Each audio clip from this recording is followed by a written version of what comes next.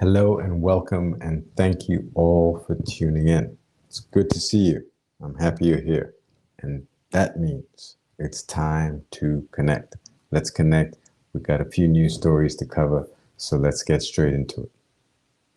This is Root Speak, Episode 3.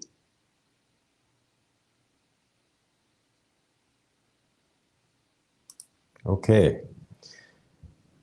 So we're looking at October 11, 2023. Let's go through some of these news stories that I think are worth your time. The first is that, as you can see, that mass incarceration.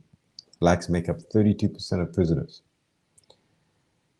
Most prisoners, 96% of them, have sentences over a year. Very interesting.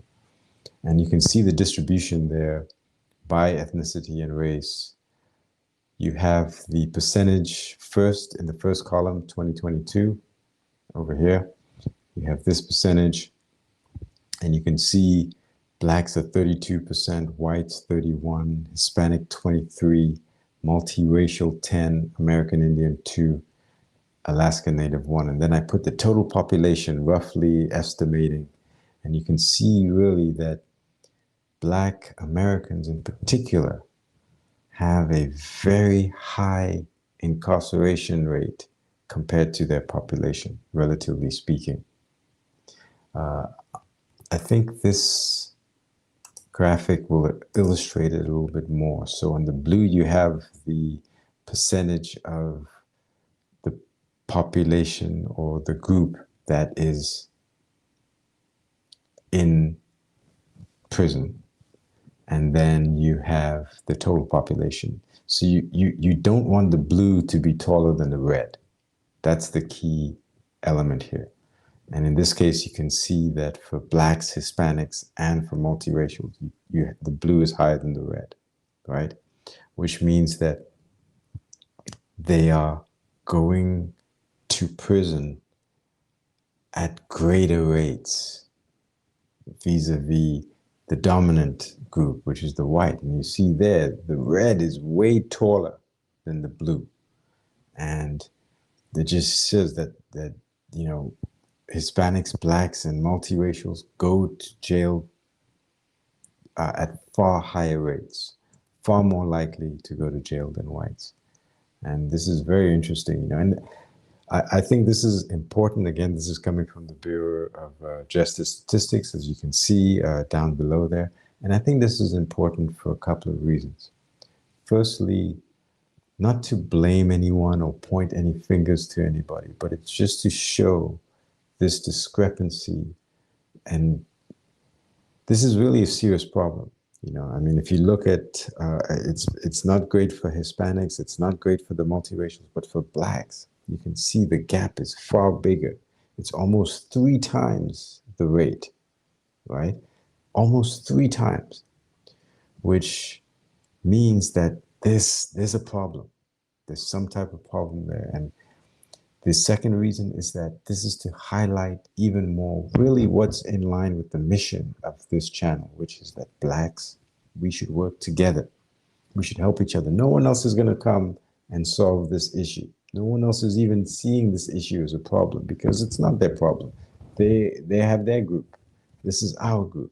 And this is a clear problem. And this is 2023, man. And we have this issue. So we have to work together. And I hope we can work together because we're the only ones that are going to really change this around and make sure that that red is far taller than the blue, just like it is for white Americans. This is a very good, feel-good story. I must admit that I really love, indeed, this gentleman. His name is Perry Lott. And as you can see there, it was a momentous decision, really. An Oklahoma judge exonerated Perry Lott. He'd spent 30 years, ladies and gentlemen, behind bars for a 1987 rape and burglary charge or conviction that he did not commit, right? So now, this story is just unbelievable. Even after, because the DNA results came out in 2018, and that's when officially he should have been released and totally vacated his sentence. But there was some issues, and he needed really to find other people to help him out, and he did. And I believe it was a district attorney called Eric Johnson. And that finally did it, and his conviction is officially vacated. And Oklahoma law now allows Lott to seek compensation for his wrongful imprisonment. So this to me, again, this is,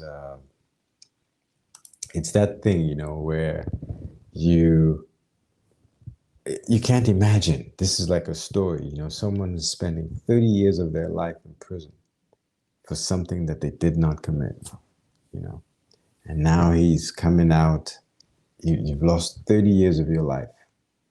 It's just crazy. It's just crazy, and I think that this is indicative of a lot of Black Americans historically. A lot of Black Americans have been incarcerated and gone to jail for absolutely nothing, even to the degree that they didn't even commit the crime. And I think that is this is some really good news, and I wanted to share this with you guys and let you know, this is Perry Lott. Congratulations to you. Go get that money, my nigga. Go get that money. You know what I mean? Sue them for everything, and you've lost 30 years of your life. Can never get that back. Okay, here's another good field story that I really enjoyed as well, and this one is Community Protects 93-year-old's family. Josephine is her beautiful name, Josephine Wright, and she is from South Carolina. And she has been in a fight to keep her land, the land that, has been in her family, I believe. She refused to sell her property to developers. And of course, that led to court battles, and she's still going through the court battles. But she managed to raise the money that she needed in order to keep her house, in order to fight for it. And it was raised by a lot of donations. And as you can see there on the screen, some celebrities like Kyrie Irving, I believe he gave $40,000. Big up to him. Fantasia, Tyler Perry, and there were others as well. So she was able to raise this money, and I think it was her granddaughter that was leading the fundraiser. They had a GoFundMe page, and they raised over, their limit was $350,000. They raised over $350,000. And I think this is good. This is another good field story. One of the reasons why I also wanted to talk about this particular story was because, when you're 93 years old, you're very vulnerable, and I know stories, and I've heard stories of elderly people who've been swindled, who've been, basically taken for a ride. They've lost their money, their savings, and it's just devastating. So it's great to see this type of community coming together to help Josephine, and I'm really proud, and I think this is a very good look for Black America. So I just wanted to highlight that we can work together. We can work together. Okay. Here's another interesting story, and this is Van Jones. He's a former, I believe, he may be current, but I think it's former CNN contributor. He might still be there, but he's known for quite a number of things. But In 2021, he received this $100 million from CNN contributor, uh, from CNN contributor, from Jeff Bezos, Amazon's Jeff Bezos. And apparently he was just given this money to do whatever he wanted to do with it. I don't know how true that is, but that's what's being reported. And apparently it was not easy for Van Jones. You know, once he got this money, he talks about it, and this is why this is in the news now, because he really went through a very difficult period after he received this money. A lot of obstacles. He talks about it in an interview he did a couple of days ago with Earn Your Leisure, which I will show you a little bit of a clip, actually, because I think, you know, he did go through quite a number of things. He went through therapy. He had to go through fitness again and other mental health issues that I think he was dealing with. Haters, he talks about it in an interview. And, you know, he seems to have come out of it and gotten out of that sort of shell. And he seems to be in a good place right now. I really enjoyed his interview. Again, all the links will be in the description for that particular interview.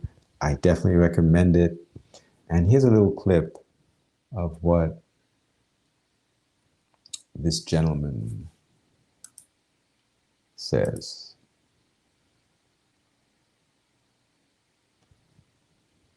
Excuse me, let's get it. And I would start there. You know, we're worthy. We're worthy to be in these rooms. We're worthy to move capital. We're worthy to imagine whole industries. We're worthy to imagine that every black neighborhood could be Wakanda. That we could drive in, you know, through, you know, cultural renaissance, but also technology transfer and investment. We could make every black neighborhood into Wakanda with the best technology in the world. Every black kid could have an AI tutor better than Harvard, MIT for free. We all of these things. We're worthy to have those dreams, and we're worthy to fight for them, and not just fight for them, just to damn manifest them and say, this is what is going to be in my community. And that's what's available, I think, as an entrepreneur. So much of politics is about the past and the present. And the present, you know, reparations is about the past. You know, redistribution is about the present. Oh, we have an income inequality. We got to tax you to give money to her so that she can. And it's all about the past and the present. That's politics, either reparations or redistribution. But the future has not been written. Prince used to say, the future is worth fighting for. The future hasn't been written. Why can't these technologies be used for us? Why can't we own the future?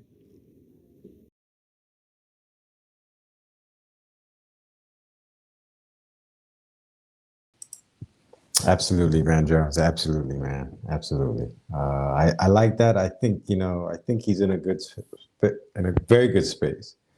Um, and I hope that, you know, he uses that 100 million to, you know, uplift the community, the black community specifically, just like he was talking about there at the end. You know, I hope. I'll be following. We'll see what happens. Okay. Moving on to the next story.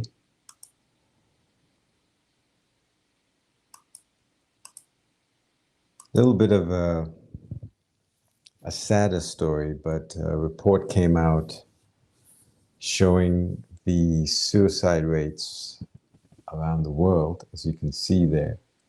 And suicide is a major public health concern. Okay. Apparently, I see, how much was it? 700,000 people die by suicide every single year. 700,000 people. Unbelievable. When I saw that, I couldn't believe it. But with this particular report, 6 of those top 10 countries, as you can see there in the world, are from Africa. And those are the highest suicide rates. As you can see, Lesotho is right there at the top. a country in the southern part of Africa. South Africa is also there, Mozambique, Central African Republic, Eswatini, as you can see there. I was a little surprised to see that many suicides, and also coming from African countries in particular. But when I really think about it, if this is true, I mean, I can also understand it, because I think, just let me just be frank, I think that Black people, African people, his, we go through a lot. There's a lot we have to reckon with, and I'm not saying other ethnicities and races don't, but we have to deal with a lot. A lot happened in the history, and we have to deal with a lot. So I can totally understand this. I also have the lowest suicide rates, in case you're interested. The top 10 countries with the lowest suicide rates. Philippines, all the way there, as you can see at the bottom. Hardly anybody kills themselves in Philippines, Honduras, Venezuela, Syria, Jordan, Sao Tome, and Principe. As you can see there, those are the countries with the lowest suicide. I'm trying to see, do I see any pattern? None of them are first world countries, quote unquote, first world countries. So that's interesting, But then again, I think in the top, let me see what I had here.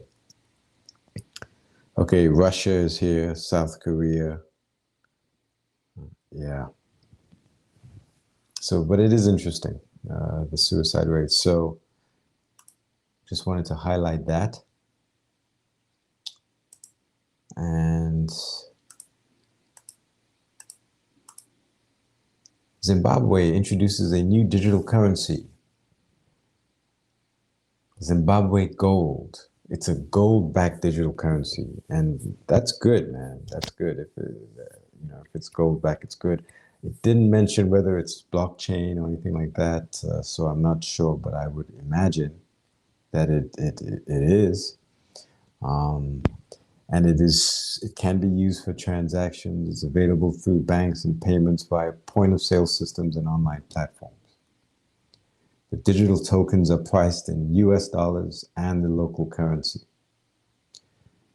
And Zimbabwe did this partly because of its own currency, its fiat currency depreciated. I don't know if that's the word. The exchange rates went crazy. I think it's as of October 11th, it's about 5,200 Zimbabwe dollars will get you $1. So I hope, I think Zimbabwe is a very important country in Africa. I mean, all the countries are important, obviously, but Zimbabwe is a very important one because of the talent it has. The education has been very, very high compared to a lot of other African countries. And we just hope that, Zimbabwe can find their way through. And I think digital currencies will be something that a lot of African countries will start to implement. And I'll certainly be looking out for that. Okay. Ugandan MPs reject birth control for 15-year-old girls. Ugandan lawmakers have rejected a government proposal to provide birth control pills, contraception to 15-year-old girls.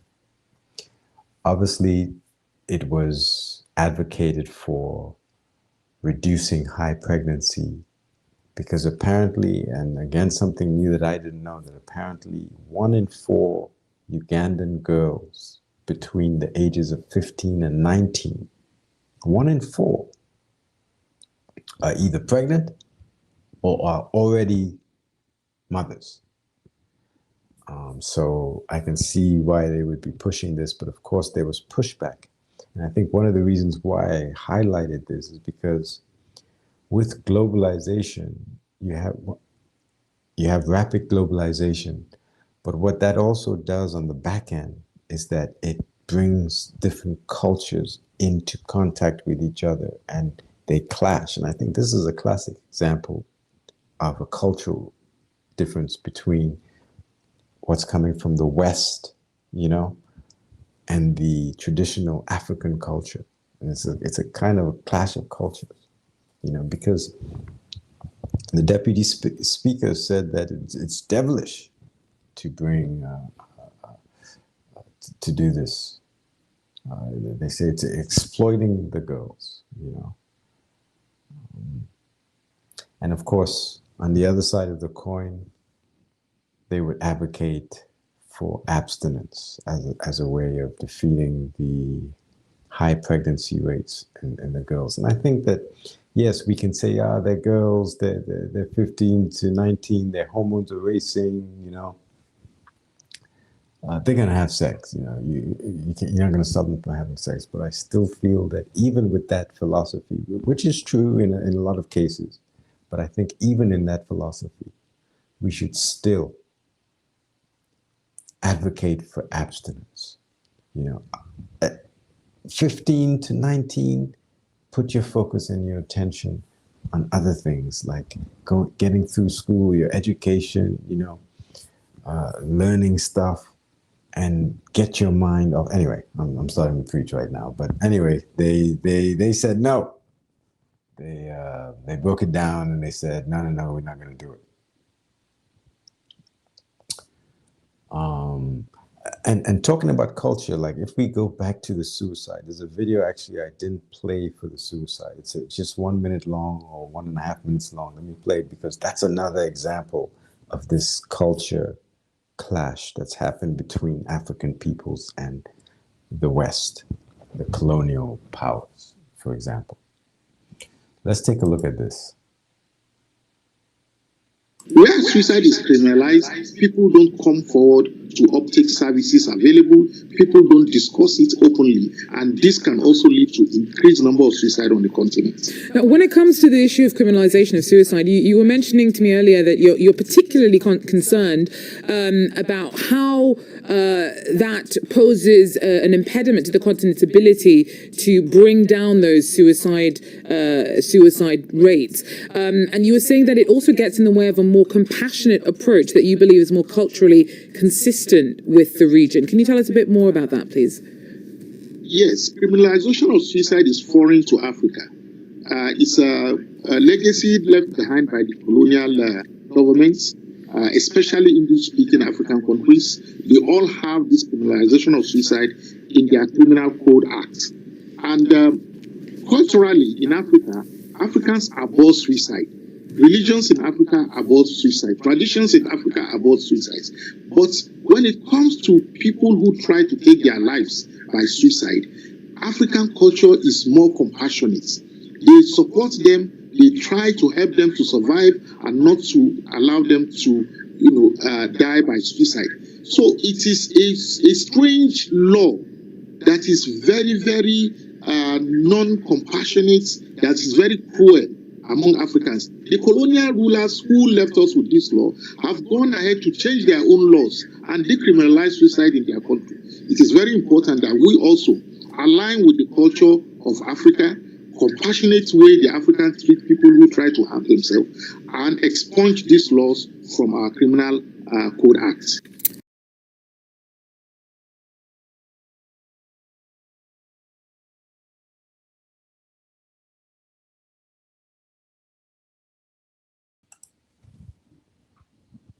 Sorry, I think I was on mute then. Still learning to get all these buttons, but I hope you guys got that. I hope you heard it okay. I think he made some very, very good important points, but it's this cultural clashing, you know, between two different types of people, so to speak, you know. And I think this is something that we're going to continue to see. I mean, we saw it, for example, when Kamala Harris, the Vice President of the United States, was she did her tour in Africa, and she was, you know, advocating that Africans should decriminalize some of their laws and some of their attitudes towards the LGBTQ and trans community, etc. So that's another thing of a clashing of cultures. I'm not saying who's right, who's wrong, but I'm saying people have their cultures and everybody wants their cultures respected. Nobody wants to feel that another culture is being imposed upon them. And I think that's a reasonable feeling, you know, to have, you know, and I think that this is something that is going to continue with African peoples and vis-a-vis other people around the world. And we'll keep watching it. I think it's good to talk about it and bring it up, but this is going back to this particular story. This is another clash, you know, and I think that we need to really stand our ground and respect indigenous cultures and other people's cultures. Okay, before I start to preach, who's this guy? You guys know him? You all know this guy?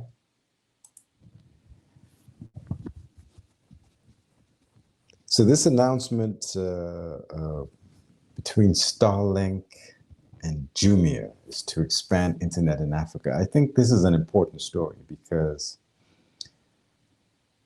Starlink is serious. They've got some serious stuff. I'm going to show you a video to introduce Starlink, but as you can see, the goal there is to connect at home, connect on the go, connect on the water,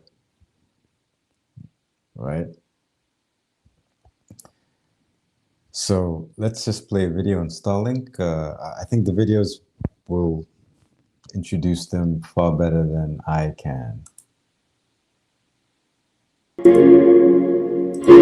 Starlink uses the world's most advanced satellite technology to deliver high-speed, low-latency internet all over the world. Traditional satellite internet services rely on single geostationary satellites that orbit at a far distance, leading to high latency and unreliable connection. By leveraging the world's largest satellite constellation using a low Earth orbit, Starlink can support streaming, online gaming, video calls, and more. When your Starlink kit arrives, it'll include everything you need to connect to the internet.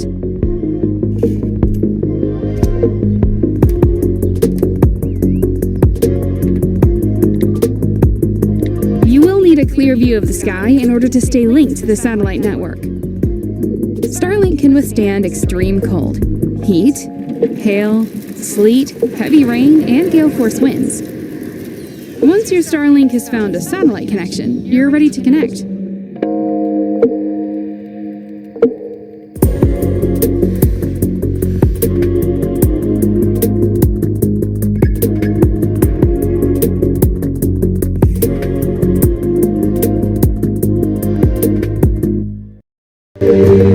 Welcome to Africa. Welcome to Jumia.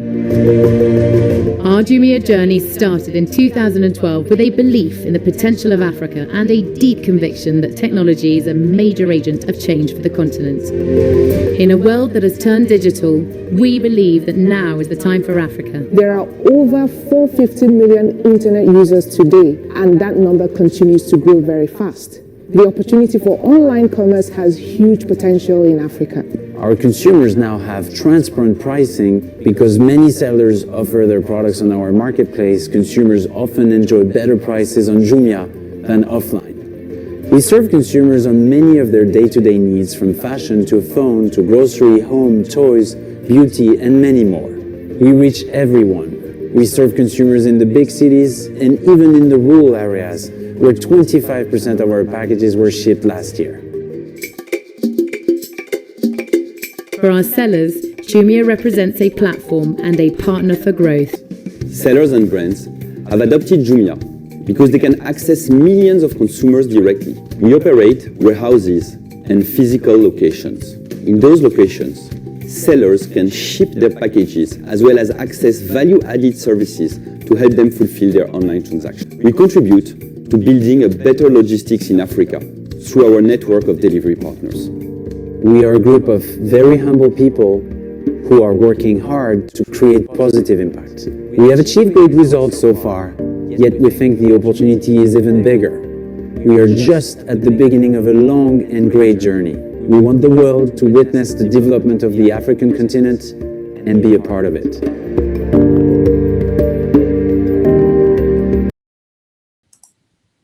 Okay, I think I was talking to myself in the last segment. Yeah, I realized my mic was not on. But this is live, so sorry guys. I didn't really say much anyway between that segment. You saw the video, you saw Jumia, you saw Starlink, you got an idea of what it is. So we'll be watching these guys. The agreement is supposed to start in Nigeria first. They want to cover Nigeria first, and then I think Kenya second. And then afterwards, they will expand. Let me just show you very quickly what they're looking at.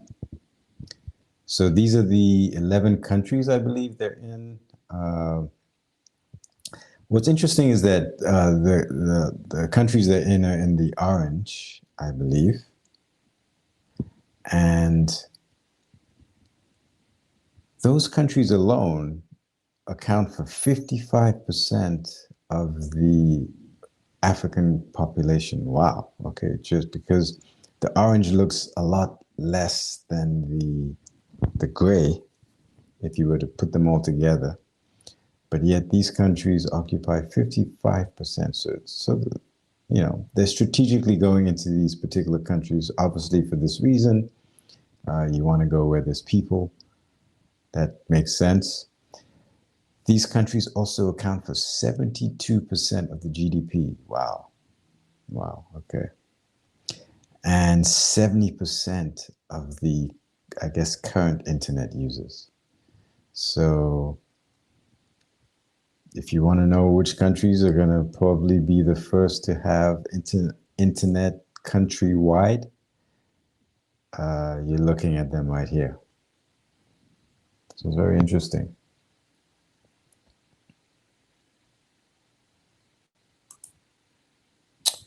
And finally, we will end this by just talking about the Global Black Summit, which is coming on November 30th. This is something that I'm going to be following on this channel. And all the links, as I said, you can see on the source there at the bottom left corner. You can see the web address, and of course, all the links will be in the description. You can check it out.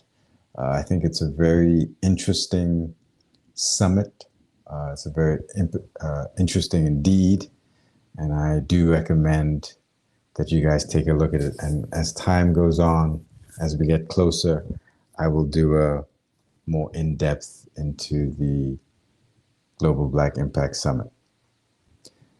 Okay, with that, I have no more news for you. That's it for today, for now. I'll see you guys in the next episode. Until then, be good, take care, and all the best.